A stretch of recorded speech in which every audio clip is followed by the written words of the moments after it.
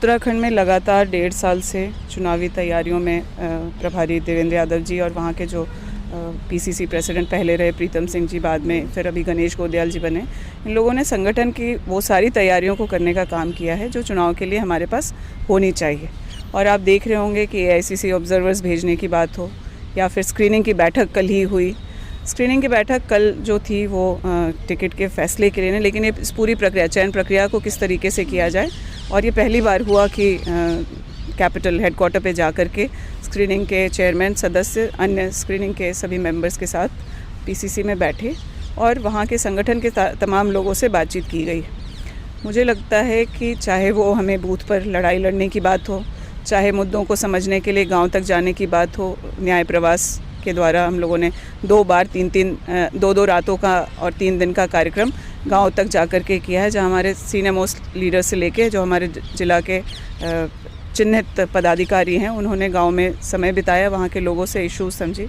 उत्तराखंड की हालत अभी ये है कि लोग परिवर्तन चाहते हैं और वो बहुत उम्मीद से कांग्रेस की तरफ देख रहे हैं, और मुझे लगता है कि जिस तरह की तैयारियां हो रही हैं, हम उत्तराखंड की जनता के इच्छा के अनुरूप उसको पूरा करने में सफल होंगे।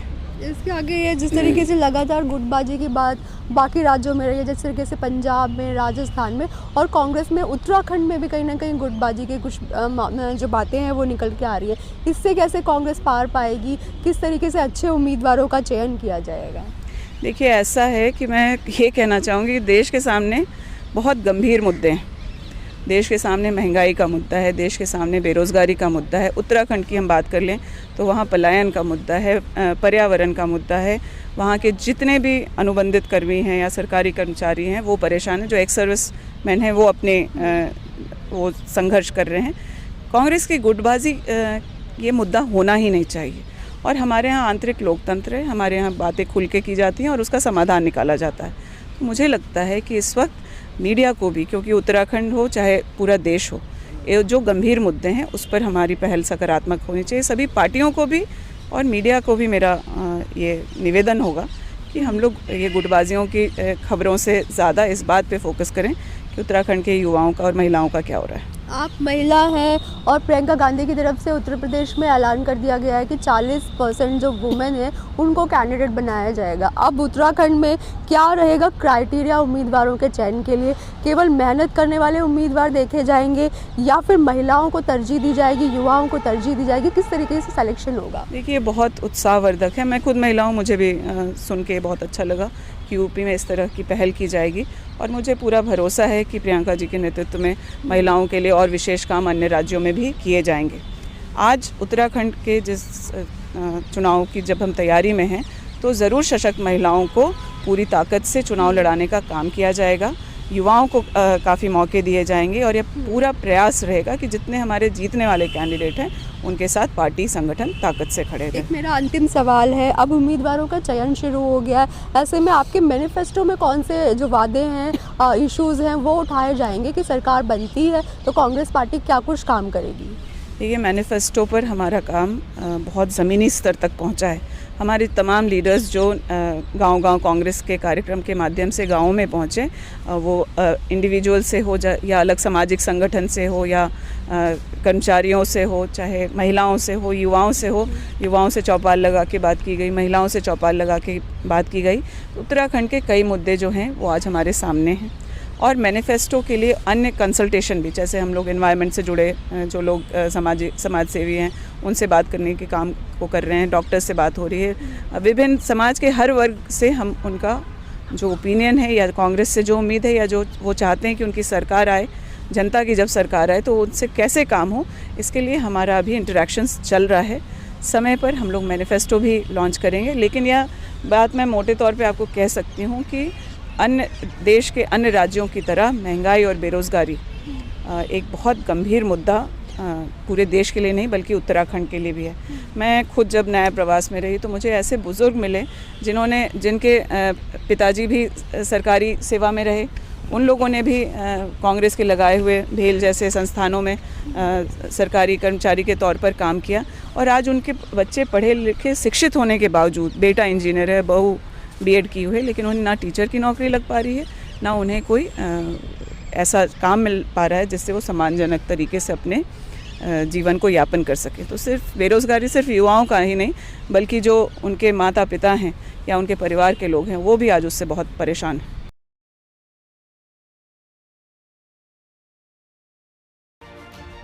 उत्तर प्रदेश में रविवार को आयोजित होने वाली यूपी टेट का पेपर लीक होने के कारण परीक्षा को रद्द कर दिया गया है। ये फैसला प्रश्न पत्र के सोशल मीडिया पर वायरल होने के बाद लिया गया। प्रश्न पत्र व्हाट्सएप पर लीक हुआ था। पेपर लीक होने के बाद एसटीएफ ने पूरे प्रदेश में छापेमारी की। वहीं इस मामले को लेकर एडीजी कानून व्यवस्था प्रशांत कुमार ने प्रेस वार्ता कर जानकारी दी। बीती रात हम लोगों ने कुल अभी तक 23 व्यक्तियों को गिरफ्तार किया है विभिन्न उत्तर प्रदेश के विभिन्न शहरों से, जिसमें लखनऊ से 4 लोग पकड़े गए हैं।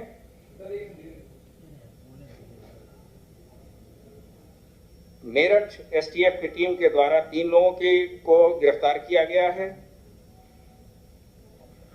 एसटीएफ वाराणसी और गोरखपुर के द्वारा भी 2 व्यक्तियों को पकड़ा गया है।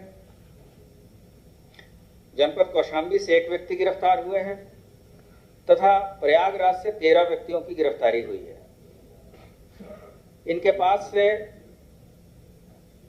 कुछ फोटोकॉपी पेपर्स के मिले थे, जिनको हम लोगों ने शासन के साथ शेयर किया और ये बात प्रकाश में आई कि ये प्रश्न पत्र वही हैं जो कि परीक्षाओं में आने वाले हैं।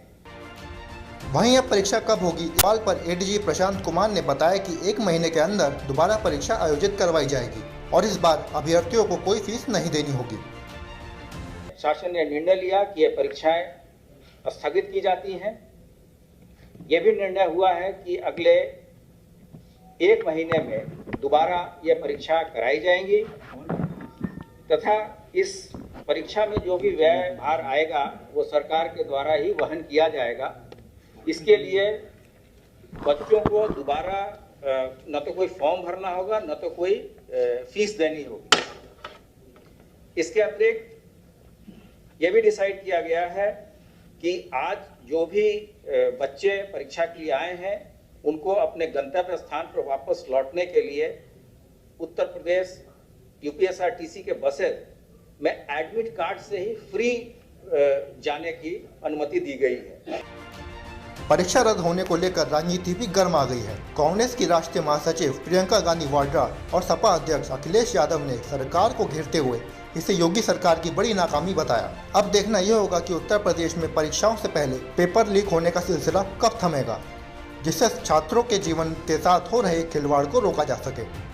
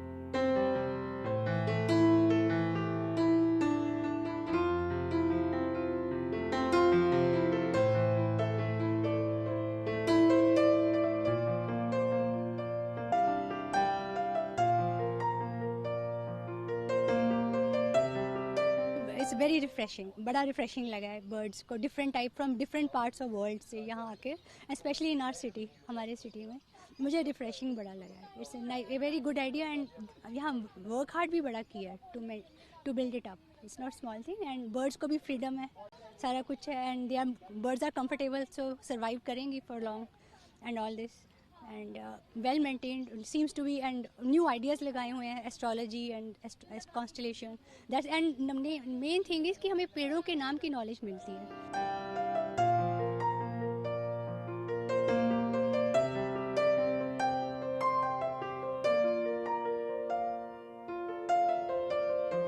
ये बर्ड पार्क यहाँ बनते ही लोगों में काफ़ी जो है बहुत सारा एक्साइटमेंट है और बहुत बच्चे और पेरेंट्स के साथ आ रहे हैं यहाँ पे, काफ़ी मात्रा में यहाँ पे भीड़ हो रही है।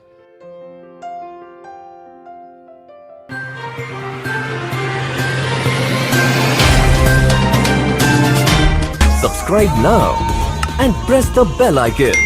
Never miss an update.